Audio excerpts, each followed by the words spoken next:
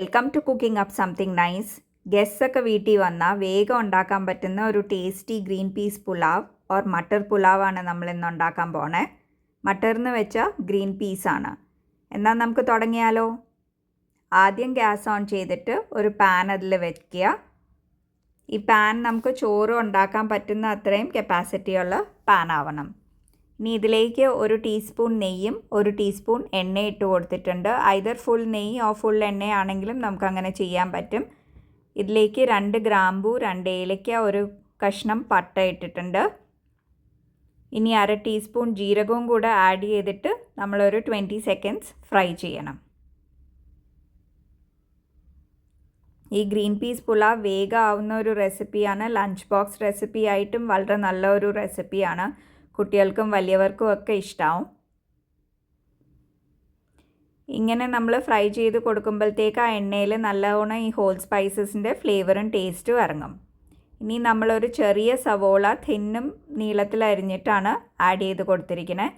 ഇതൊരു soft and golden brown ആവുന്നവരെ നമ്മൾ നല്ലോണം വഴറ്റി കൊടുക്കണം.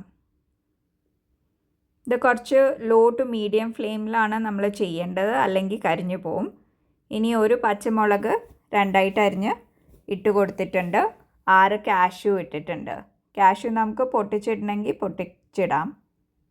എന്നിട്ട് നല്ലോണം നമ്മൾ സോത്തേ ചെയ്യുക. ഒരു 1/2 ടീസ്പൂൺ ഉപ്പിട്ടിട്ടുണ്ട്. ഉപ്പിടുമ്പോഴത്തേക്ക് സവോള വേഗം വഴന്ന് കിട്ടും. ഇനി 1 ടീസ്പൂൺ ജിഞ്ചർ ഗാർലിക് പേസ്റ്റാണ് ഇടണേ. ഫ്രഷ് ജിഞ്ചർ ഗാർലിക് പേസ്റ്റ് ആണെങ്കിലും ഇടാം. ഇത് ജിഞ്ചറിൻ്റെയും ഗാർലിക്കിൻ്റെയൊക്കെ ആ റോ സ്മെല്ല് പോകുന്നവരെ നല്ലോണം വഴറ്റണം.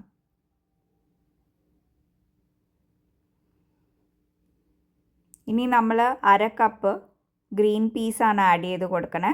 ഇത് ഫ്രോസൺ ഗ്രീൻ പീസാണ് ഞാൻ എടുത്തിരിക്കുന്നത്. അത് ഓൾറെഡി കുക്ക്ഡാണ്. അപ്പോൾ നമ്മൾ ജസ്റ്റ് വഴറ്റി കൊടുത്താൽ മതി ആ പച്ചൊരു സ്മെൽ ആൻഡ് ടേസ്റ്റ് പോവാനായിട്ട്. ഇങ്ങനെ നമ്മൾ വഴറ്റുമ്പോഴത്തേക്ക് ആ സ്പൈസസും ഓയിൽ ആൻഡ് ഘീയുടെയൊക്കെ ടേസ്റ്റ് നല്ലോണം ഗ്രീൻ പീസിലും പിടിക്കും. എൻ്റെ വേറെ കുറേ റൈസ് റെസിപ്പീസ് ഉണ്ട്. റൈസ് റെസിപ്പീസിൻ്റെ ഒരു പ്ലേലിസ്റ്റും ഉണ്ട്. പ്ലീസ് പോയി കാണണേ. ഇനി നല്ലോണം ഒരു 2-3 മിനിറ്റ് ഫ്രൈ ചെയ്ത് കഴിഞ്ഞിട്ട് നമ്മളിതിലേക്ക് 1 കപ്പ് ബാസ്മതി റൈസാണ് ആഡ് ചെയ്ത് കൊടുക്കണേ. അപ്രോക്സിമേറ്റ്ലി ഒരു 200 ഗ്രാംസ് റൈസ് ഉണ്ട്. ഇത് 1 കപ്പ് ബാസ്മതി റൈസ് 20 മിനിറ്റ് വെള്ളത്തിൽ സോക്ക് ചെയ്തിട്ട് നല്ലോണം കഴുകി വെള്ളം ഊറ്റി വെച്ചിരിക്കുന്ന റൈസാണ്. ഇതൊരു 2 മിനിറ്റ് നമ്മൾ നല്ലോണം ഫ്രൈ ചെയ്ത് കൊടുക്കുക.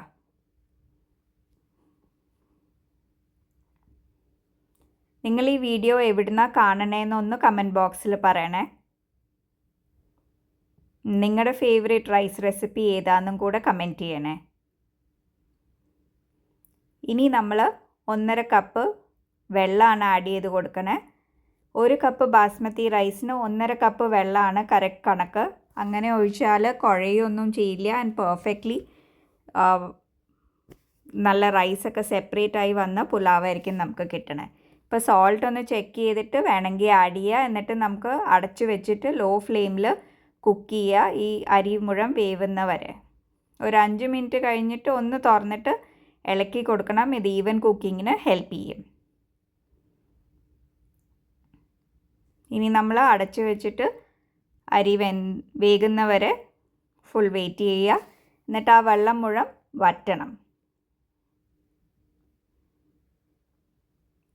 ഇപ്പം നമ്മൾ തുറന്ന് നോക്കുമ്പോഴത്തേക്ക് നമ്മുടെ ചോറ് നല്ലോണം വെന്തിട്ടുണ്ട്. ആൻഡ് ഒട്ടും വെള്ളമില്ല, വെള്ളമൊക്കെ ഡ്രൈ ആയിട്ടുണ്ട്. പക്ഷേ ഈ സ്റ്റേജിൽ നമ്മൾ ഇളക്കാൻ പാടില്ല, അല്ലെങ്കിൽ കുഴഞ്ഞു പോവും നമ്മുടെ ചോറ്. ഇനി നമ്മൾ ജസ്റ്റ് അടച്ചു വെച്ചിട്ട് ഗ്യാസ് ഓഫ് ചെയ്തിട്ടുണ്ട്.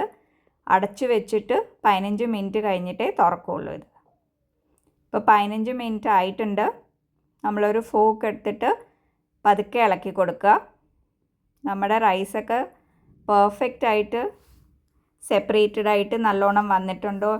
ഇങ്ങനെ ചെയ്താൽ ഒട്ടും കുഴയില്ല. ആൻഡ് പെർഫെക്റ്റ് പുലാവായിട്ട് കിട്ടും നമുക്ക്. ഇഷ്ടമായെങ്കിൽ പ്ലീസ് ലൈക്ക് ആൻഡ് സബ്സ്ക്രൈബ്. ഒന്ന് ചാനൽ സപ്പോർട്ട് ചെയ്യണേ. Thank you for watching.